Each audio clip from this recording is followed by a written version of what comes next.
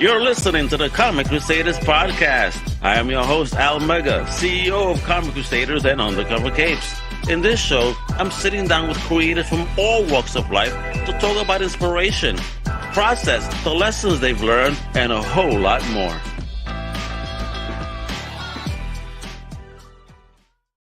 What up, man? This is your boy, Al Mega. Welcome to a brand new Comic Crusaders podcast.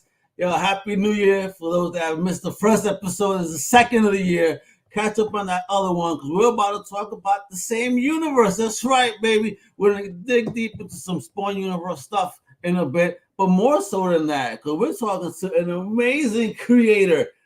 All right, that's part of that universe, but he's on so much more. I mean, he's not just a comic book creator. He's a freelance illustrator, comic artist, concept designer. He's a boss with some good titles under his belt. He is a champ. He is a future star. Let me introduce you to the one, the only Don Aguillo.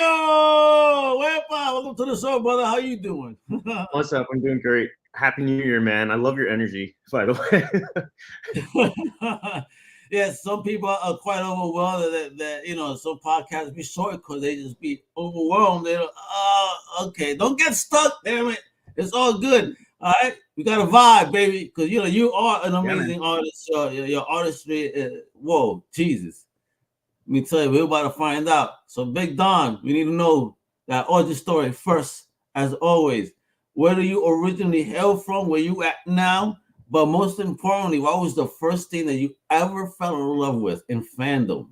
Doesn't matter what it is. First thing. Okay. All right. Well, I'm Filipino. I'm from the northern Philippines, I'm Ilocano from Cagayan Valley. But I came to the United States when I was 5, and I grew in State College, Pennsylvania. So finally, my books got to the comic swap in State College, and that's when I knew. I was like, "Oh man, I think I made it." Because I used to go to the comic shop every day, like in the summer. My brother and I would ride our bikes there, and that was part of my dream. So I was supposed to be a doctor, but I think freshman year I was like, I took my art class for my elective, and I was like, I can't drop this pencil. I got to keep going. So I switched majors, and then I told my parents. So I think I sort of dropped the bomb there.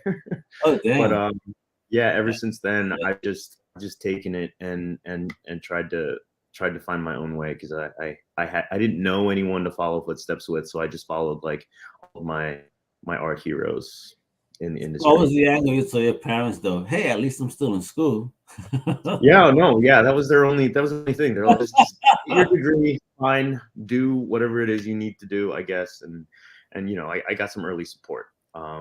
So it may not have been 100% support, but it got me through, and I hope that now it's now paying off, and I'm happy with it. So what was the first thing? I think the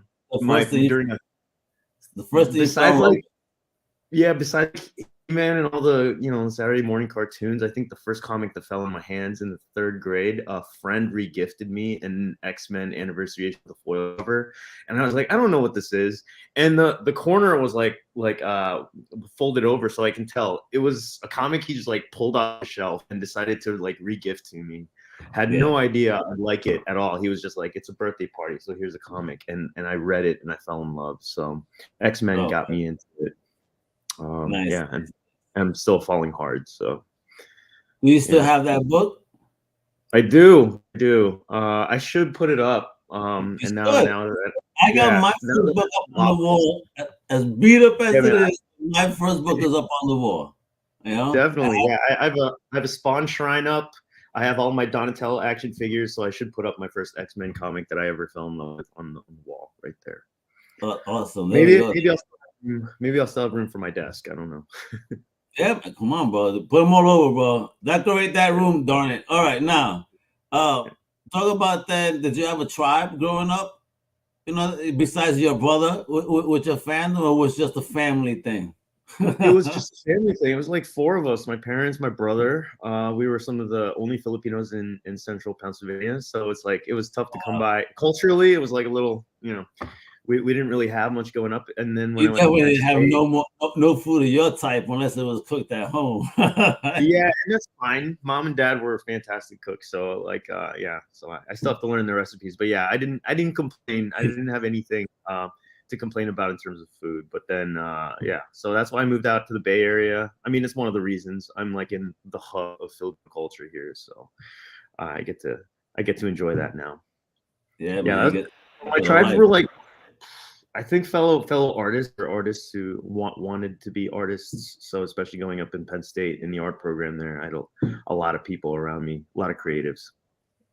Really? Like, Were you one of the only Filipinos also in our program when you were, doing the school thing? no, no, no, Okay. not any Filipinos. Yeah, yeah, it was like fine arts program. It was like mix and match. It's just, they're all from all different places, but yeah, no Filipinos in the art program. Not in my art program. I knew a couple in the other departments. Yeah, what But is yeah. it Filipinos love with comics, man? Because even Yeah. just the other day, to feel artists, all comics. I'm like, wow. And just looking at historically now, so many amazing artists. Like, Yeah, man. do you know about the Filipino side of the comic book culture at all? I knew the heroes here, like Will Tasio. Like I just met him recently at Comic Con when we did a panel. I did the illustration for the panel for a panel called Halo Halo, which is a bunch of like indie Filipino comic creators. They got together and they hired me to do this thing, and they were like, who our headliner is? It's gonna be Will. And I'm like, what? That's amazing. One of the founders of He a Image. legend. He a legend. Where it works, baby. And he was more than I remember him for the Image stuff. That I wish we would have finished that joint, yo. Yeah, we all grew up with that stuff, and it's going strong. So, and I'm glad to be a part of that family, so to speak. Working with Spawn and Todd McFarlane. So.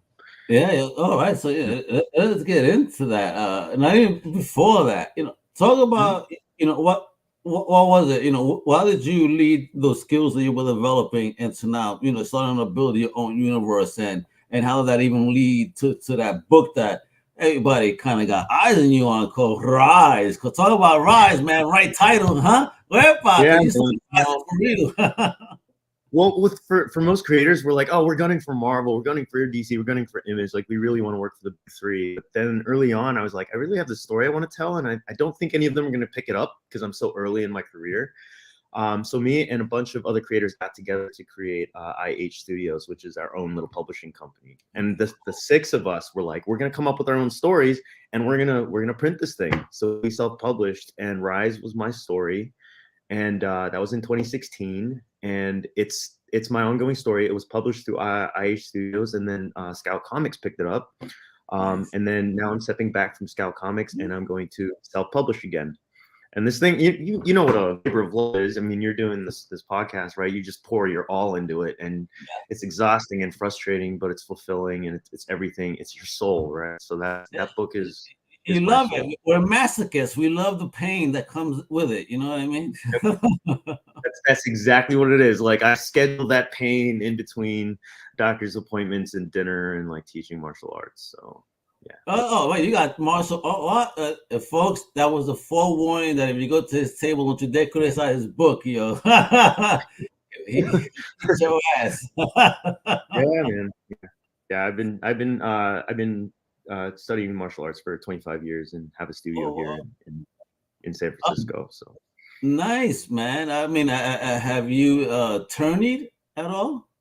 Yeah. Early on, I was late bloomer in the tournament circuit, but then I won the cup here in the region, so California and West Coast for our association, and then I became a studio owner, so we're not allowed to compete anymore. We train our students and send them off, and we're just proud parents. So you can't even fight other studio owners, like in a fight. Yeah, no, not the Cobra Kai mentality, but not so much. All right. So Rise got you in the map. You're Scout. You're doing your thing. So how did you start getting approached by some of the bigger boys in the biz? How that all happened? I don't think the way I did it, or it happens for me and a lot of people I know now, would have been able to do that like 20 years ago, 15 years ago, or even 10 years ago, because social media is really your like ongoing portfolio.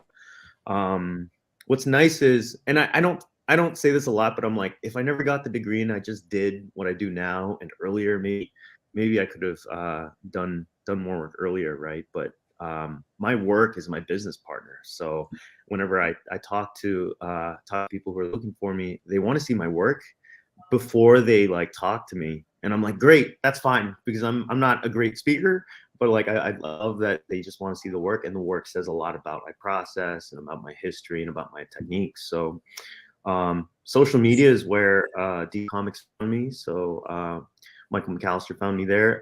Todd McFarlane found me. That's a funny story that I think is common with a lot of the people he finds on Instagram, because I was listening to some of my colleagues, and he hit me up on Instagram. Just he that's what he does. He's looking for artists himself. He just hits you up on Instagram. Yo, listen, that's how I got a movie role. Somebody hit me up on Instagram, and I ignored it because I'm from New York. I'm like, get the fuck out. This is all bullshit. Don't try to scam me.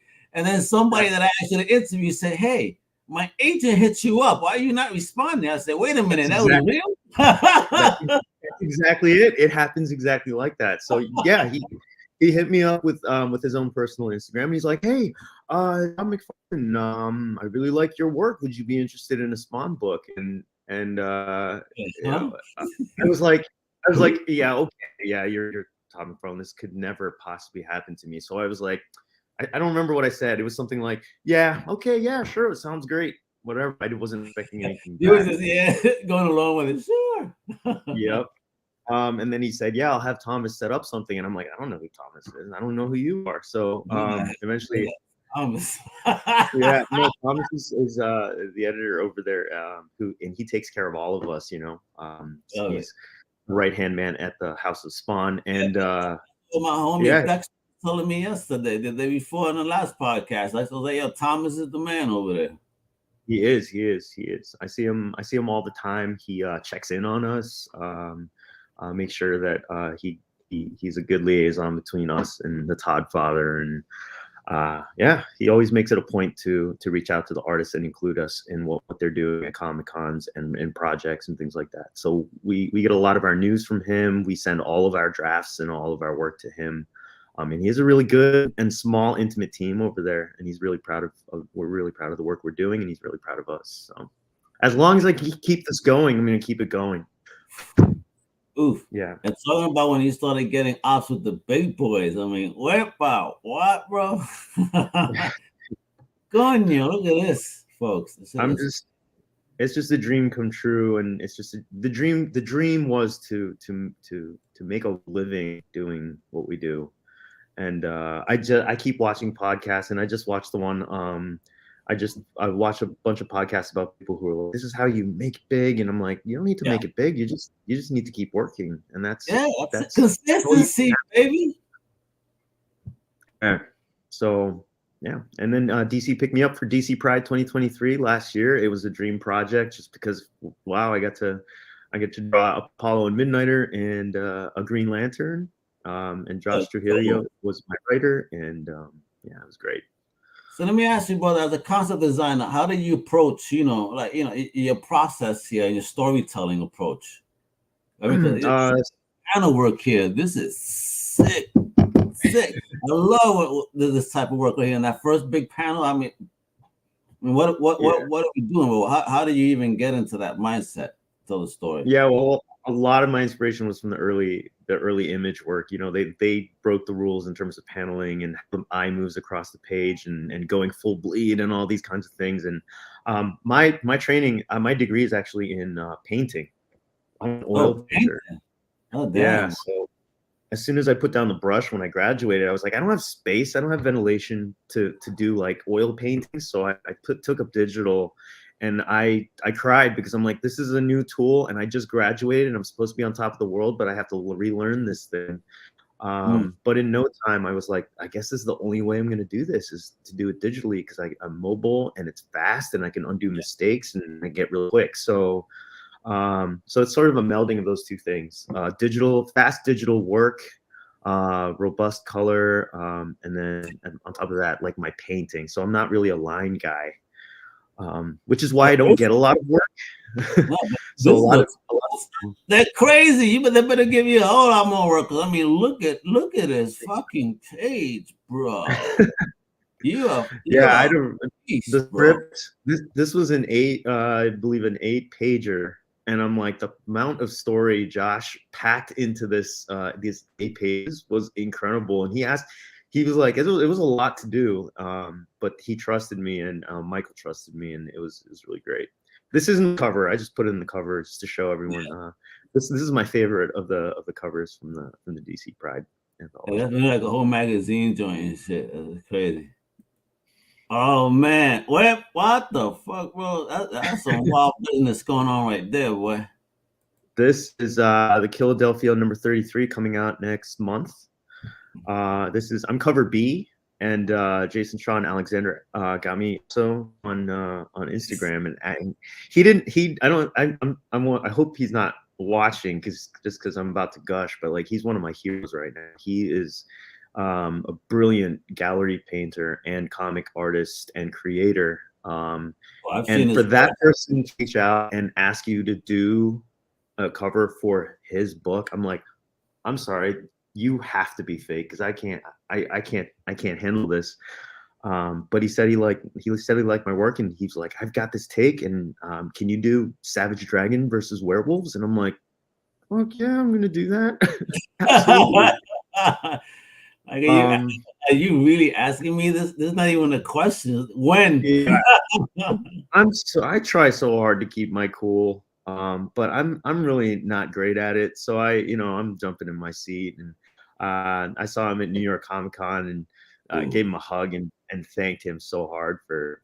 And I did the same with Todd McFarlane. Todd walked around like after Comic Con at San Diego, and he came and visited the booth when I was tearing it down. He was like eating a granola bar, and I'm like stuffing like underwear and stuff back into my trunk. Like I was like all haphazard about it. And he walks up and just to say hi. And they're really down to earth. These folks who are hiring me to do the work, who are trusting me to do the work. So I'm really blessed for that. So how do you adapt your artistic style then to fit in with the Spawn universe, and and the stuff that you're working on within it? Oh, what's that? So how do you adapt your artistic style to fit within, the style of the Spawn universe? Well, when he hired me, he was looking at my work on Instagram, and he actually did a portfolio review, and he's like, this is what works. I like this. I like this. This isn't working so great. I love that he was like unapologetic about what he didn't like, what wasn't working. I'm like, oh, that's awesome. That's constructive. Yeah. That's real. That's what you need.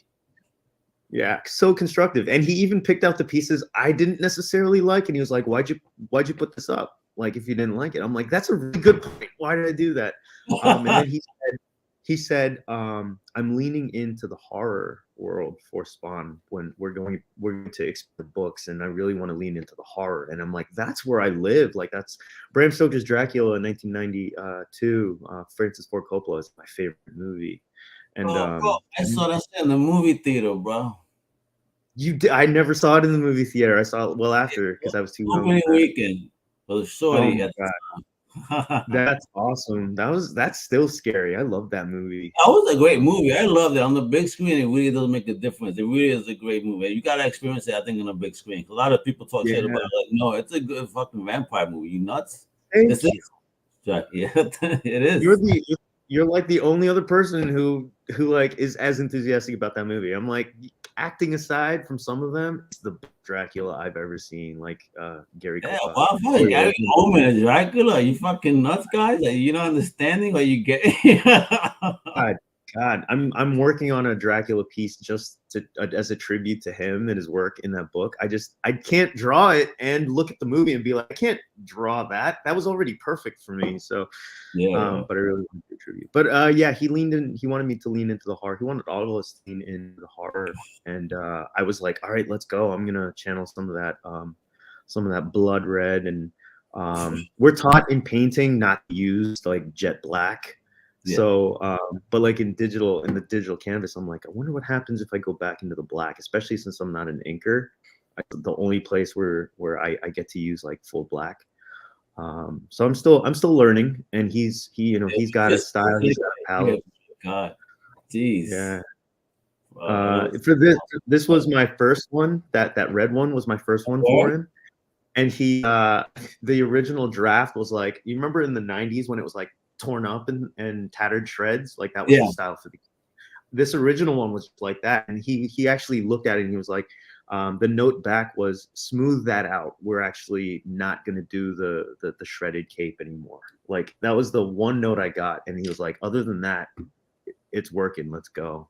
So I was like, I got one note back, and that gave me the confidence to like finish the piece. And since then I've just been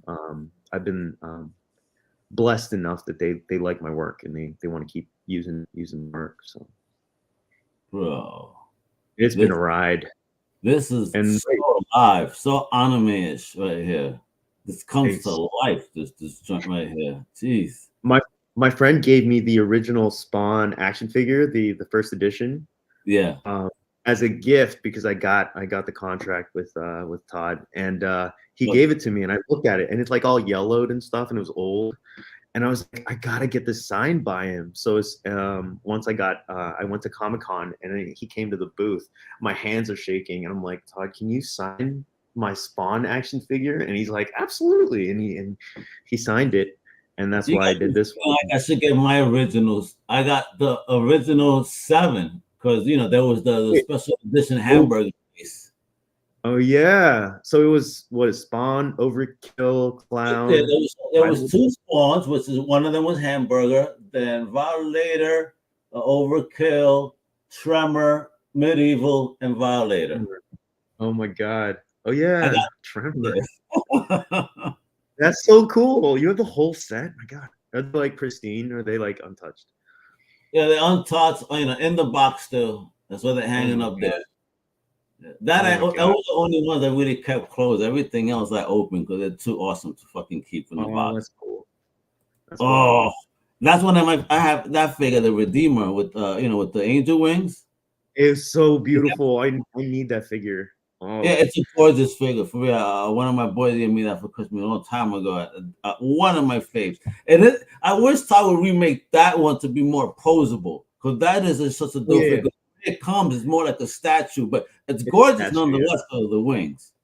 Yeah, it's not really complaining, right? It's like, it's good that it's a statue, but let's get an update. It would love a full on that. Hell yeah. Oh, look at this. Watch Salmon Twitch, getting their own book too. Woo. Oh yeah. So I'm working on the Salmon Twitch cover now. So this is one used for King Spawn. It just came out I think last month, the month before. I did this piece for fun. It was an old draft, and then I was like, oh, I gotta go all out with this and make it urban and things like that. I sent it over, and they really liked it, and I was glad because I'm particularly this piece.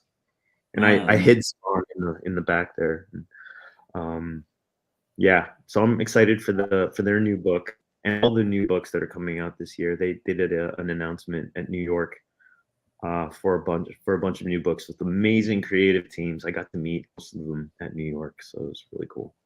So you're gonna be having a lot of fun then this coming year, huh? Yeah, we're kicking off. I'm about to submit actually. A couple new drafts I've been working on, but some finished pieces for some covers. I can't show those right now. What is up, man? When you do this, bro, you do these covers absolutely effing insane. Thanks, man. Bro. This one I was having fun with this one too. I didn't know if they were gonna like it. What? Yeah, no. Yeah. Man, he's being humble here, talking man shit. I didn't know what this is fucking. Yeah, because I did a portfolio review with Marvel, and they were like, "Well, everyone's doing this right now," and they're like, "It's great and all," but I'm like, "Well, I'm playing with the style," and then but then I submitted this, and they really liked it, and I wanted Jessica Priestess, without just in human form. Yeah, no, it was badass. I'm digging the shit out of this. What? Thanks, and they go out, man, hunt, bro. What? Yeah. This was tough. I wanted the graveyard scene. I want something deep. Yeah, but I mean, what you got going on here? This is wild, yo. Thanks, dude. He's really freaky looking in this mother, for real. Holy shit. We have a freaky one. Yeah, this was my first haunt that I ever did. So I was playing around with like texture and movement and things like that. So this one was fun. It took a while though. It took a while to get here. A lot of drafts. Flipped it around a couple times. Played with color a lot. I'm glad it turned out though. And then, oh man, look at this bastard here. This was, if you're religious, this is a note back to my when I was religious and when I was studying painting. This is from Saint Michael slaying the dragon. Okay. That was that old piece. So it was kind of a tribute to Gothic religious text. But I had some fun. I need to see this guy's get consistently beat. That's what he needs. Oh man. This was another one that I had fun with because he's sitting on my desk, and I love that figure, and I went all out. I was like, I don't know. OG? Yeah. You got the OG or the new editions? All of them. The newer one. I got the OG and the new. I imagine you do. I was gonna guess that you did. Yeah, I'm a sick. But yeah, I know myself. It's funny. Yeah, I didn't know if they were gonna take it, but they did, and then I was like, I hope they publish it. And it's announced. So this one's coming out pretty soon. It's not out yet. I am so happy they went with it because I'm so proud of this one. I want to see you do a whole story inside with him and the other dude in blue, and just kick ass. Yeah, that would be fun. Twin spawns of that era. Twin samurai spawns. So I'm trying. Whatever, that'll be fucking fire. Bro, wow! I need a poster. And then this is what I have usually the main, but this is amazing looking. Because of course, I'm an OG, and Wanda, of course, is the love of his life. Because one is also a love story. There's why I connect with it. Again, maybe you too. Then what is Dracula, but also a love story. A man with a fucking broken heart that was forever punished. That's it. That's what. It's not a vampire story. Yeah. It's great. Get it right, people. What the fuck? You see, I'm happy I found somebody that actually likes it too. Oh shit! Yeah, there we go. Yeah, bro. You're getting a beer if you go to New York Comic Con next year. I know Todd's devoted to his wife, but I was like, I wanted to do a tribute piece to that and to the love story between these two, and I wanted to bring in some composition and some portraiture. So I was like playing with a lot of different things here and sort of testing the grounds as to what they were looking for and what they were accepting at Comic From Productions. Like I was sort of new at this time, and I was like, I wonder if they'll do this take, like if they accept something like this, something with a little more of the drama of it, and they took it, and I was like, awesome. Then I think I see that I'm expanding some of my own boundaries, so that was a really important litmus test for me for subject matter. Yeah, gorgeous cover, gorgeous. Yo. Thanks. Oh yeah, and I went all Michael Bay Zack Snyder with this. No pun intended. He went 8 on this one, boy. Yeah. This one took a long time because I was like studying Mac stuff like that. I did this one and a version of Overkill at the same time because I was studying this and I was like drawing Megazord and all kinds of things. I was in a phase. I'm still in that phase, and then I was doing. I like had robot, mech reference on this side of my screen, and on the other side I had ape, gorilla, monkey, organic stuff, and it was a really great way to throw them together. I gotta get that figure. I gotta get Psycho, and I gotta get they have a newer Overkill. I got the second version too. That was the big one. Yeah.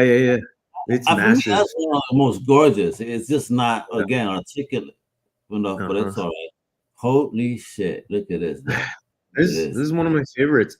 that blue I don't usually paint in. So when it was mostly that blue, I was like, and to make blue scary, like I was trying to do that. I was trying to make it, pop and be ominous, and it was hard to do because blues are, to me, it's like a peaceful color.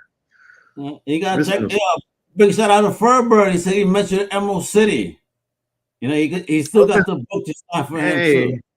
Yeah. Awesome. Nice to see you. Awesome, bro. Comic-Con.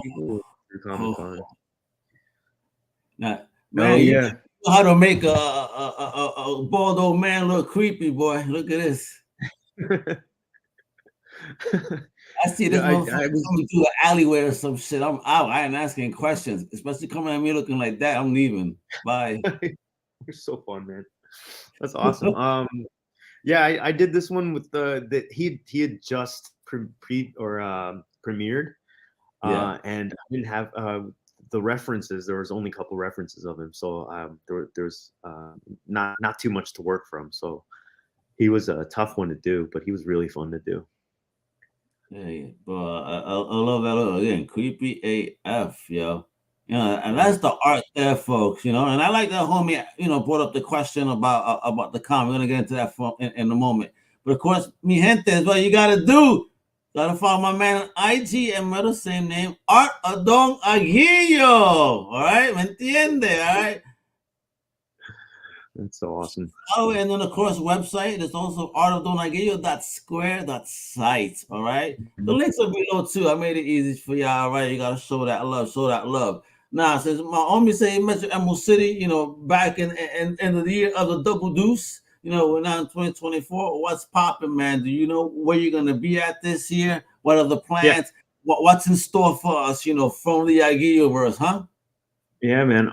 The Comic-Con 2023, like that whole year, it was an experimental, expensive year because I tried to do as many shows as I can to get like my feet wet, and everything. So I did everything from like Dragon Con, Emerald City, Rose City, LA Comic-Con, San Francisco. We're in our backyard, so I want to make sure that show gets big. I hope it gets big, so all my neighbors here, or near art colleagues here, we're all like supporting that show. Did San Diego, New York. So next year, San Diego, New York, I'm trying to get in, but as of right now, San Diego's locked in, Emerald City's locked in. Gonna try and get into WonderCon. We're still waiting to hear back.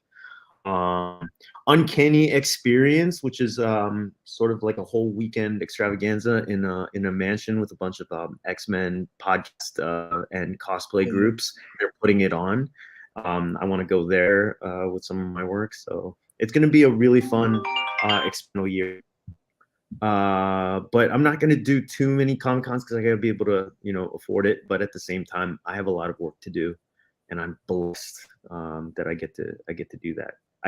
I'm blessed that the reason I can't go to some Comic-Cons is because I have to stay at home and do the project and get it done. So that way you get some books to get signed. We got it one way. That's what it is. It's all a plan, because you can't keep signing the same old stuff. You got to produce.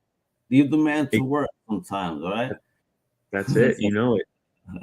Yeah. So and I it's just really fun, like getting to know people. So every time we go to Comic-Con, there's a ton of people to say hi to, and I have new people to like pick brains. Jason Sean Alexander, I just asked him in New York, I'm like, what's it like to have a family and do what we do? And you got to get up at 4:00 in the morning, and from that to 6 o'clock, it's your time, and then it's their time until 8. It's like, wow, you're really disciplined. And then, so I'm gonna try out some new things this year.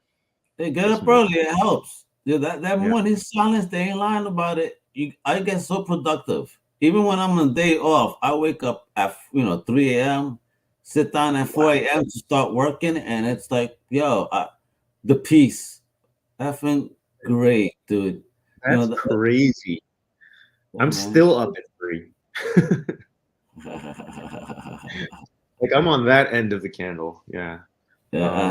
I keep going. It's funny when I wake up and I have people in the East Coast that are just going to bed. They're like, "What the hell are you doing up?" What do you mean? I gotta work, bro. You saw you doing some shit on the site, so I figured say hello.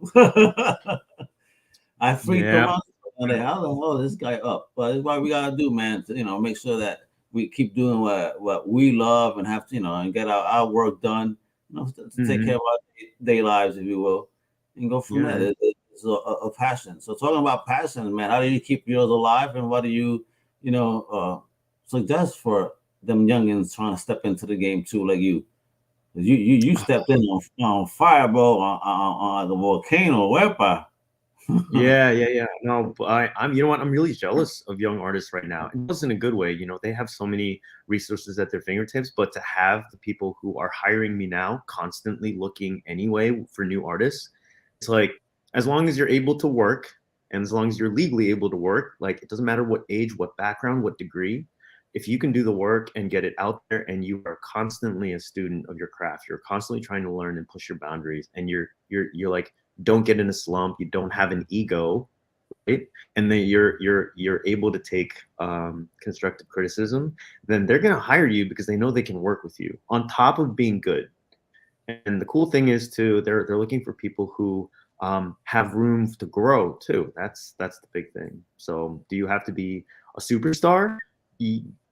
Not necessarily. You got to be good, but you also have to have all these other things. You got to know how to, work with people, collaborative process, and you got to know how to have a work ethic.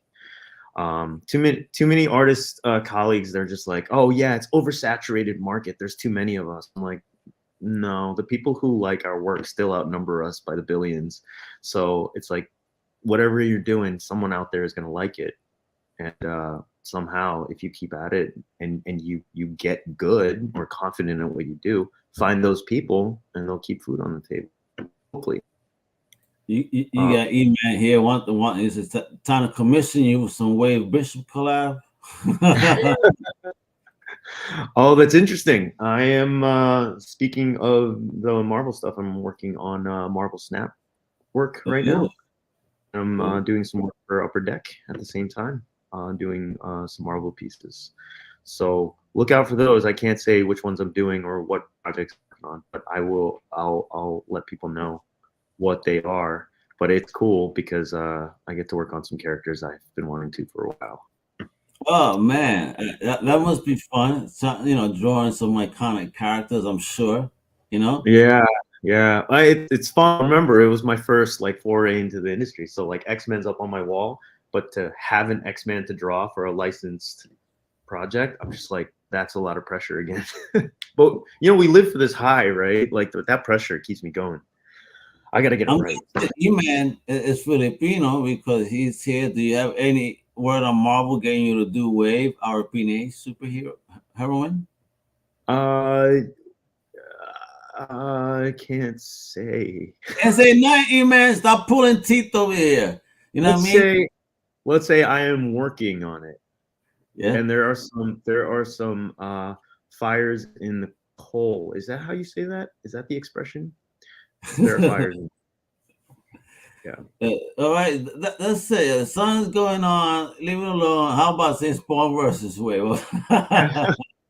Actually, you know what? All of these suggestions are really good. Just to have some fun. So another thing I'm doing in 2024, if you pay attention to Instagram, is I'm going to be doing some live drawing sessions just in the middle of the day. And I'm going to be inviting. Are they going to be random? You saying? Is it scheduled or random? I'm going to have a once a week scheduled, but I'll be pulling some random.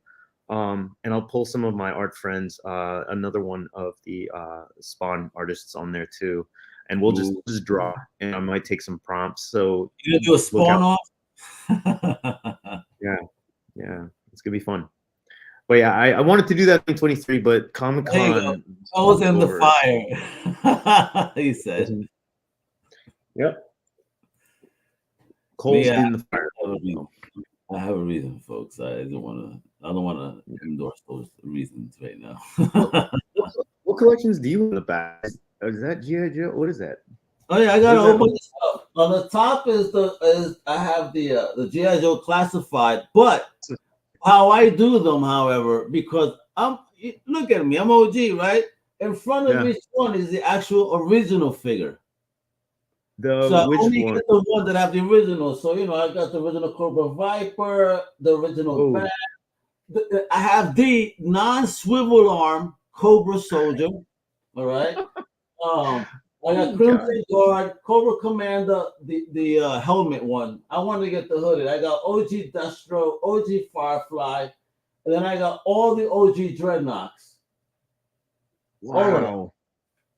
All the OG vehicles. Are they slotted or are they like side by side so you can see them? I have them standing in front of the of the classified, because I keep my classifieds in the box, and then wise is full of Megatron, dedicated to my villains. Megatron shelf, Skeletor shelf, and then nothing but spawns on another. The only good guy in those shows is the Incredible Hulk. And is he really that good when he destroys cities and buildings? That's a good point. I like those violent guys. I can't help it. I like my violence, man. That's what I'm doing. What you do too, man. You make them look bloody and violent and wonderful. All right, brother. Great time, man. I can't wait. These doors are welcome and open for you to come through anytime, brother. I appreciate the energy that you're sharing with us. As a fan, Spawn fan especially, thank you, bro, for kicking ass the way you do, bro. Yes, I only collect villains. That's only thing I do. I even got Mumra, transformed, and the Mummy. I haven't displayed that yet. I only like villains. I can't help it. I think they're cool looking figures. The bad guys, they could get a little too bland sometimes. Huh? Yeah, in the classified line, the villains are the coolest ones. Yeah, I agree. Come on, bro. Well, I even got a Crocmaster. I got the OG too, complete, even with the hose on the figure, which is what most people tend to lose. That's the deluxe figure with the actual crocodile, right? Yeah. And I have the original complete with the whip and everything. Oh my God. I'm an OG. My brother saw these. He goes, "Oh man, so you did keep those? No wonder you gave us a shitty one." They're like, "Shitty, you should have kept all of those. Oh, awesome, coming out now. What are you talking about?" I have some OG stuff to get rid of. I got volume 3 and 4 of Snake Eyes, volume 2 of version 2, of Storm Shadow. I got Jinx. I have Jinx. Yeah. I have a couple, that of the small ones that I'm probably gonna get. Beachhead, Dial Tone, complete. Then I want to get rid of General Hawk. Yeah, I want to replace the villains. I only want the bad guys on my shows. Get out of here. I'll give you pretty funny. Yeah. All right, folks, you saw that. We got mad gossip, right? So he's got tons of stuff coming out, stuff that we love, all right? Eamon's where he had to pull his teeth over here, all right? And our man corrected us about coals in the fire, so thank you for that. We appreciate that. But thank you very much for tuning in, hanging out. I'm gonna show you one last time. Show the love to an amazing artist that is right here in Aguillo, IG, Meta artofdonaguillo. Yeah, I'm gonna say that so all Latino, because us Filipinos, Latino, others say, hardest working people in the business, man. They get it done, right? And then that website right there, show the love, because that's what we do. Follow my people, right? Not just Comic Crusaders, but also Undercover Case. We got my boy Johnny Hughes doing outside the panels. Got me Gente doing Definitive Crusade, No Price Podcast, and so much more. I appreciate you guys. You know what it is. Stay tuned in daily, weekly. We always got new stuff dropping. Hasta la próxima. Much love. Wepa! Thank you for listening to the Comic Crusaders podcast. If you like the content, please subscribe and turn on notifications. Also, please visit comiccrusaders.shop and our extended podcast family over at undercovercapes.com. And also, make sure to download the Comic Crusaders app on the Google Play Store today.